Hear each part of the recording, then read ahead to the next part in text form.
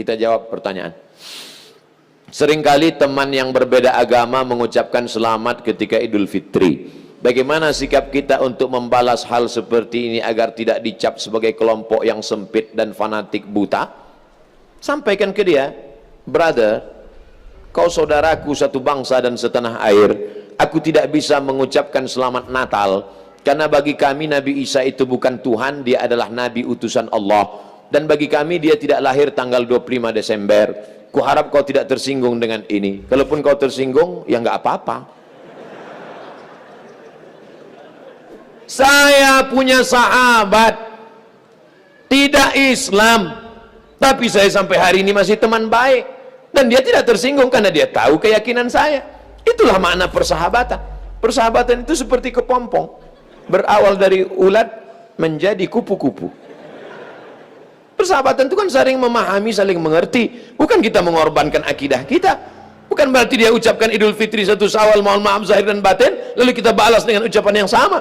Tapi di hari baik, di hari yang lain, saya tetap datang bersilaturahim. Saya tetap datang berkunjung ke rumahnya. Dia beri saya minuman kaleng. Dia tahu dalam akidah saya makan bekas makanan yang tidak halal tidak boleh. Dia kasih saya kue kotak, dia kasih saya minuman kaleng. Kami saling menjaga sampai hari ini. Bukan berarti saya tidak punya kawan beda agama. Semoga Ustadz selalu sehat, amin. Diberkahi, amin. Dirahmati, amin. Mohon motivasi, insya Allah. Pemuda yang berhijrah terkadang merasa putus asa karena selalu teringat dosa di masa lalu. Kalau kau masih ingat dosa, alhamdulillah. Yang khawatir justru kau nggak ingat dosa. Setelah hijrah kau merasa sudah menjadi penghuni surga, yang lain masuk neraka. Setelah hijrah, bapaknya masuk neraka, emaknya masuk neraka. Yang masuk surga cuma dia, istrinya, sama gurunya. Di kaplingnya surga itu. Memang dia panitia akhirat. Orang yang diterima taubatnya ketika dia mengenang dosa-dosanya di masa lalu, maka hatinya hancur lebur, air mata tak tertahan menetes. Itu orang yang taubat nasuha. Ini sekarang punya banyak juga yang hijrah ini. Ustadz, saya ini dulu nakal. Kartu kuning sudah datang. Banyak juga saya ketemu orang yang sudah hijrah taubat. Apa kata dia? Ustadz, saya ini semua minuman sudah saya minum, semua perempuan sudah saya rasa, dari Afrika sampai Eropa. Ente taubat apa bangga? Dosa kok bangga? Ini yang taubatnya diterima Allah SWT. Rasa takut kepada Allah. Apa tujuan puasa 30 hari? Ya ayyuhalladzina amanu kutiba alaikumusyamu kama kutiba alal ladzina min qablikum la'allakum takut. Wahai engkau saudaraku, engkau sudah punya rasa takut dalam hati. Dengan bekal takut inilah engkau akan masuk ke dalam surga Allah Subhanahu wa taala. Ada orang minta jasadnya dibakar, abunya di laut dihanyutkan. Kenapa? Karena dia takut. Sebelum zaman Nabi Muhammad SAW, karena dia takut kepada Allah. Kata Allah Subhanahu wa taala, karena dia takut kepada aku, masukkan dia ke dalam surga aku. Makanya di antara doa, Allahumma qasim lana min khasyatika ma tahulu bainana wa baina ma'asik. Tanamkan rasa takut ke dalam hati kami, sehingga dengan rasa takut itu kami tidak jadi melakukan perbuatan dosa. Pak Ustadz, tadi saya ke mall, terus tiba-tiba datang cewek ngasih nomor, dia ngajak saya jalan, terus tiba-tiba datang rasa takut saya, Pak Ustadz. Akhirnya saya nggak jadi jalan. Takut sama siapa? Sama suaminya. Oh. Untuk masyarakat Indonesia yang beragam, bagaimana model bertetangga yang diajarkan Islam dalam menghadapi perbedaan keyakinan dan latar belakang etnis? Saya nyewa rumah ngontrak di Mesir di lantai bawah. Di atas namanya Baba Yosef Hana. Baba Yosef Hana, agamanya Kristen Ortodok.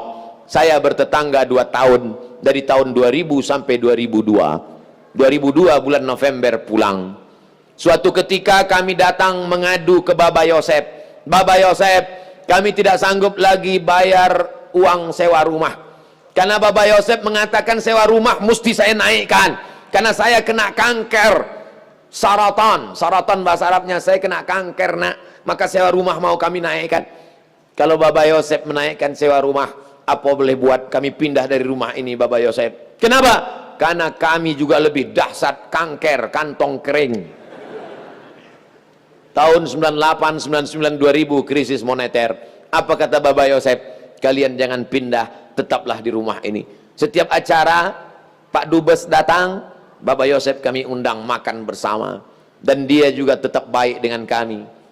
Kami tahu kami berbeda, maka mengucapkan tidak assalamualaikum, tapi kalau ketemu sabahal khair, selamat pagi, sabahan nur, selamat siang, masa al khair, selamat petang, selamat malam.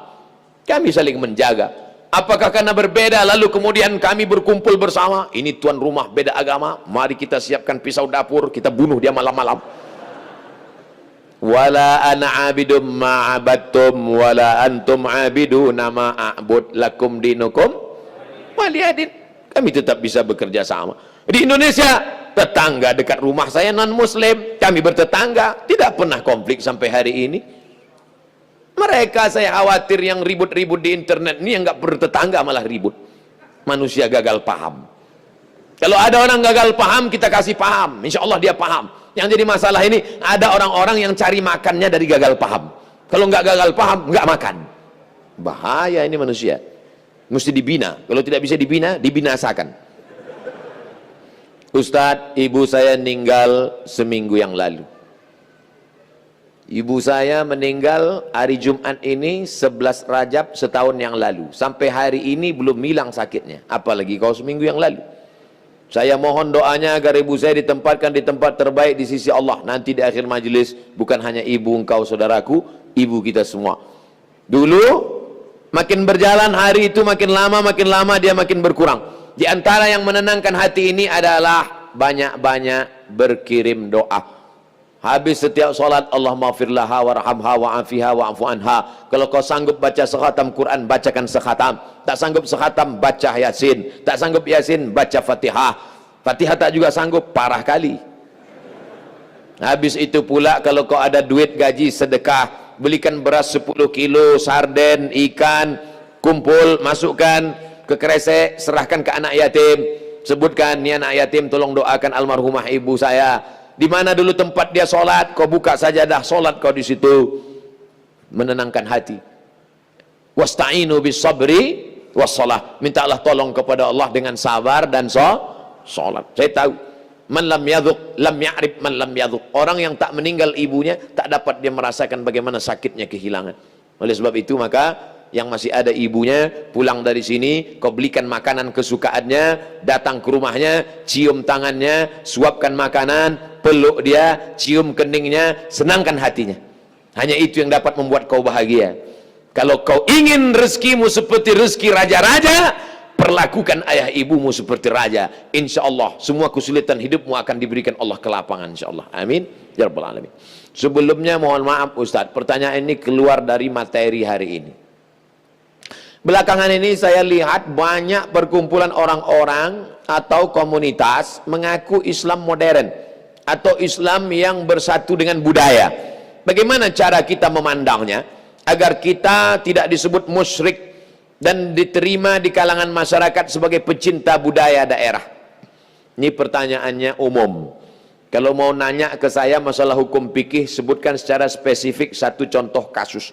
Karena kalau cerita masalah budaya, maka saya pencinta budaya. Peci ini agama atau budaya? Budaya.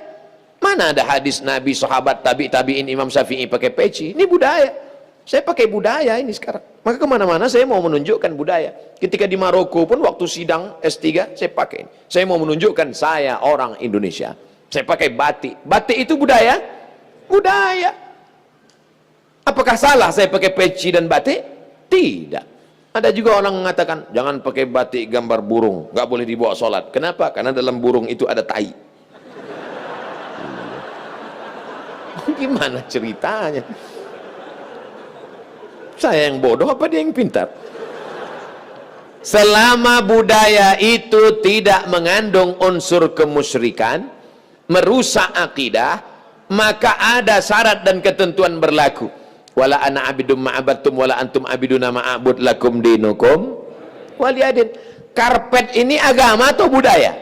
Budaya. Karpet ini budaya. Masjid Nabawi yang asli nggak ada karpetnya. Ini berapa kali budaya. Ini lagi membuat bunga-bunga nih. Ini budaya semua nih, bunganya mati lagi. Oleh sebab itu maka bahkan masjid kita pun banyak budaya. Ini bangunan melengkung di tengah, tiang melengkung di tengah disebut dengan kubah. Kubah itu budaya dari Bizantium, Romawi. Makanya bangunan-bangunan Romawi, coba tengok gereja-gereja ortodok di Moskow pakai kubah. Orang yang tidak ngerti dia tengok, loh kok ada masjid di Moskow? Padahal itu katedral. Bangunan itu adalah budaya Eropa, budaya Bizantium, budaya Romawi kuno, diambil. Maka tidak jadi masalah karena tidak terkait dengan akidah. Begitu juga dengan tiang menara masjid. Itu bukan agama, itu budaya. Karena dulu di Mesir ada namanya tiang tinggi tempat api di tepi laut supaya para nelayan kalau tengah malam jangan sampai kapalnya nabrak ke pantai. Maka disebutlah tempat itu mercusuar, sehingga di tengah malam dia ngelihat. Waktu itu belum ada GPRS. Maka dia lihat, oh kita udah dekat di tepi pantai, maka layar mesti diarahkan ke melawan angin supaya kapal tidak laju, supaya tidak kencang. Lalu kemudian ketika orang Islam melihat ada menara tinggi, apinya dibuang, muazzinnya naik ke atas. Allahu Akbar, Allahu Akbar. Sekarang muazzinnya di bawah, mikrofonnya ke atas, sound systemnya di atas. Sekarang nggak ada lagi kabel, wireless. Ini semuanya budaya. Selama budaya itu tidak merusak akidah, maka boleh. Yang nggak boleh itu budaya celana pendek. Kenapa? Karena melanggar syariat Islam. Nampak pangkal paha dan lutut, tidak sah salat. Selama budaya tidak melanggar akidah, maka dia boleh dilaksanakan. Budaya itu apa Pak Ustaz? Hasil cipta karya karsa manusia yang tidak ada wahyu di dalamnya. Pak Ustadz, saya mau tanya kenapa hati saya selalu gelisah padahal saya sudah perbanyak istighfar. Tolong masukannya. Semoga Pak Ustadz selalu dilindungi Allah Subhanahu wa taala. Di mana letak gelisah itu? Di dada sebelah kiri. Nama tempatnya jantung. Tapi ada yang bilang hati Pak Ustadz, kombinasikan aja dua, jantung hatiku. Berdegup dan berdetak di sebelah kiri. Coba rasakan. Bagi yang tak merasakan, lapor ke panitia. Kain kapan sudah siap? Makanya kadang kita bangun tidur nggak ada angin, nggak ada hujan, risau, suntuk di dalam. Tapi begitu kita ambil wudhu, sholat, terasa dia seperti kopi yang habis diaduk, tiba-tiba bening. Ala bidzikrillahi tatmainnul qulub. Dengan banyak berzikir mengingat Allah, maka hati akan menjadi tenang. Ya muqallibal qulub, wahai engkau yang membolak-balikkan hati, tsabbit qalbi, kokohkan hatiku, ala dinik wa ala ta'atik. Apakah materi bisa menenangkan hati? Tidak. Materi hanya bisa menenangkan materi. Materi lambung. Lambung hanya bisa ditenangkan dengan materi. Apa dia? Nasi uduk, ayam penyet, ayam pop, ayam mati. Tapi non materi hanya bisa ditenangkan dengan agama.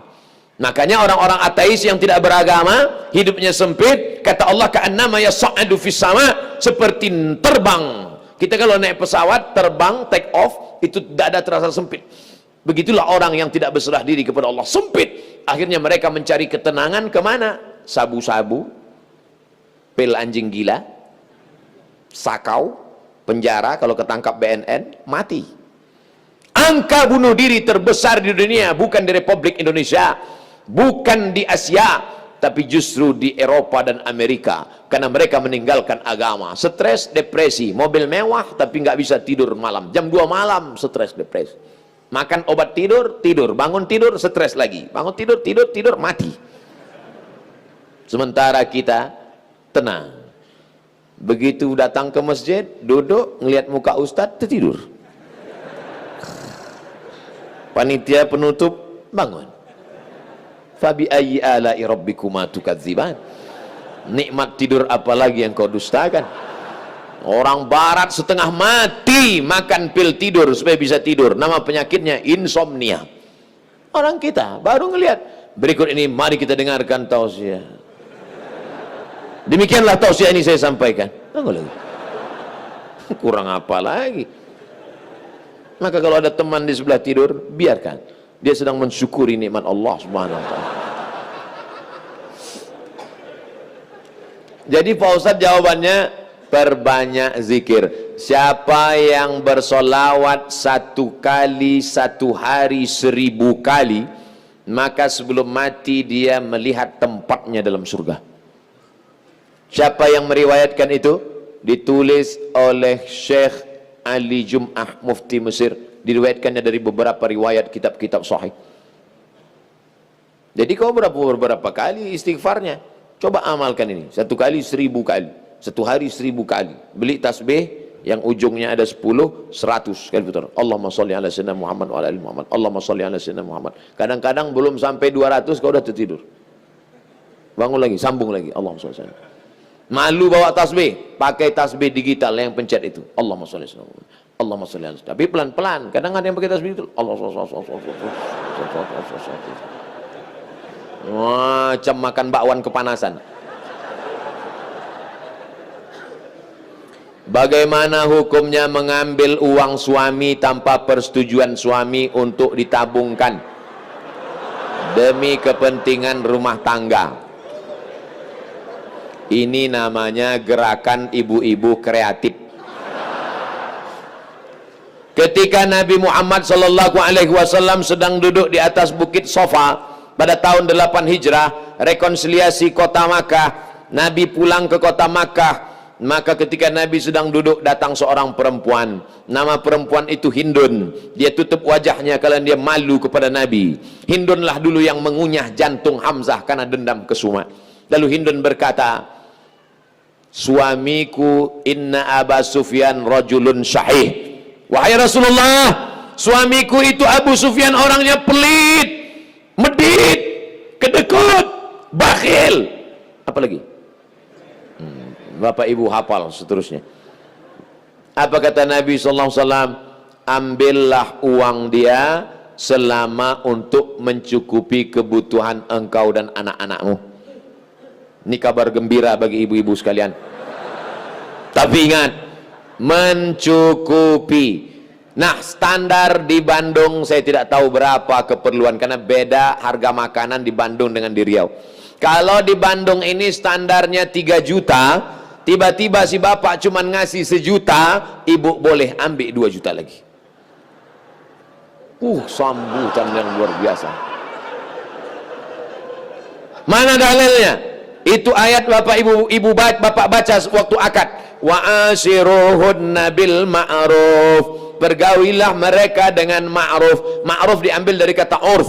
Urf artinya tradisi setempat. Dasar pengambilan hukum dalam Islam ada 10. Quran, hadis, ijma', qiyas, syar'u man qablana, saddu zara'i, qaulus sahabi, istihsan, istishab. Urf.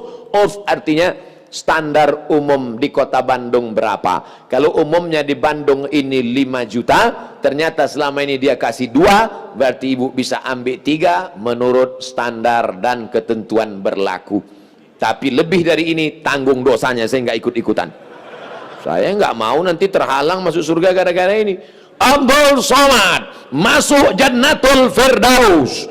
Begitu udah mau masuk, datang bapak-bapak dari Bandung nuntut. Wah, saya nggak mau gara-gara ini. Di lingkungan tempat tinggal ada anak yatim. Kita insya Allah bersedekah. Tapi di saat ada keluarga yang sangat butuh bantuan, gimana Pak Ustadz? Wal jari dzil qurba wal jaril junubi. Ada tetangga tapi nggak kerabat, tapi ada tetangga dan ada hubungan kerabat keluarga, maka yang didahulukan adalah yang ada hubungan kerabat. Itu kaidahnya. Baik dalam hal membantu maupun dalam hal pergi kondangan. Undangan hari Ahad ada 5. Bagaimana kita menyusun skala prioritasnya? Yang pertama tetangga kerabat. Habis itu tetangga tidak kerabat. Habis itu teman sekantor. Ring 1, ring 2 gitu. Dalam hal ini boleh nepotisme. Sekarang orang enggak. Kalau ada undangan 5, yang pertama pejabat, orang kaya, tetangga yang miskin enggak punya apa-apa, yang kira-kira cuma makan sayur sama telur ayam. Ini enggak benar. Oleh sebab itu dalam hal membantu dulu keluarga. Tapi sekarang orang lebih mau bantu orang lain daripada bantu keluarga. Kenapa kamu lebih mau bantu orang lain daripada keluarga? Kalau bantu orang lain, pujiannya melambung. Kalau bantu keluarga, masa cuma ngasih segini? Oleh sebab itu maka setiap keluarga membantu keluarganya skala prioritas, tapi setelah itu tetap membantu fakir miskin, anak yatim. Ara'aital ladzi yukadzibu biddin? Tahukah kamu siapa itu orang yang mendustakan agama? Orang yang mendustakan agama bukan orang sekuler liberal.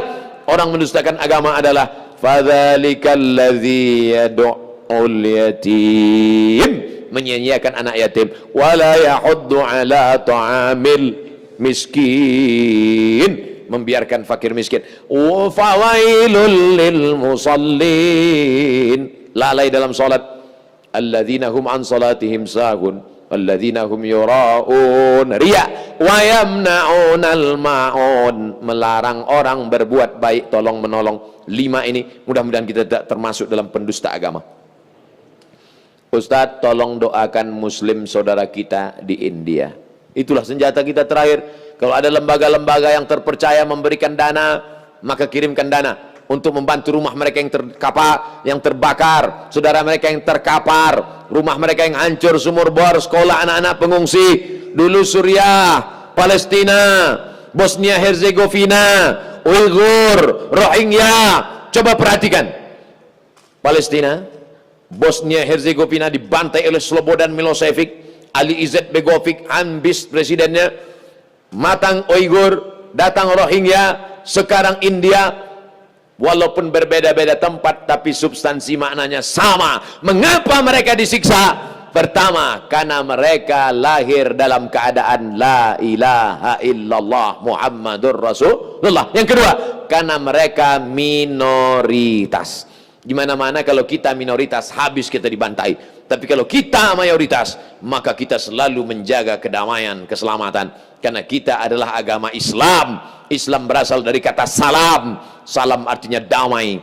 Maka insya Allah, kalau kita menjadi mayoritas, maka saudara-saudara kita yang minoritas akan terjaga dalam kedamaian insya Allah. Amin ya rabbal alamin. Ala hazihi niyah, untuk niat yang baik. Al-Fatihah. A'udzubillahi minasyaitonir rajim. Bismillahirrahmanirrahim. Alhamdulillahi rabbil alamin. Ar-Rahmanir Rahim, Maliki yaumiddin. Iyyaka na'budu wa iyyaka nasta'in. Ihdinas siratal mustaqim. Siratal ladzina an'amta 'alaihim ghairil maghdubi 'alaihim waladdallin. Amin. Allahumma ansur ikhwanana al-mustad'afina fi Palestin.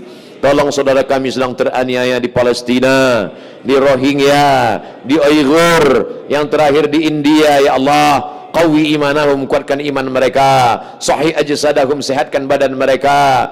Waj'alhum minal mujahidina fi sabilik, jadikan mereka orang-orang mujahid di jalanmu ya Allah. Waj'alhum minas syuhada al-maqbulin, jadikan mereka orang-orang yang mati syahid, diterima amalnya ya Allah. Allahumma dafa'an al-ghala wal waba wal fahsya wal riba wal zina wal munkar. Selamatkan negeri kami dari segala malapetaka, bencana, riba, zina, narkoba, perbuatan keji dan munkar.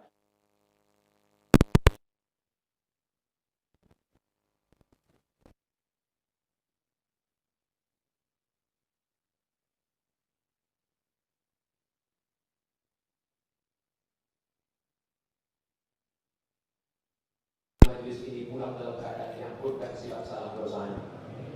Allahumma ja'alna banana wa banatina min hafazil Qur'an wal hafizat. Jadikan anak-anak kami menjadi para penghafal Al-Quran. Minal mujahidina fi sabilillah wa amwalihim wa anfusihim. Mereka menjadi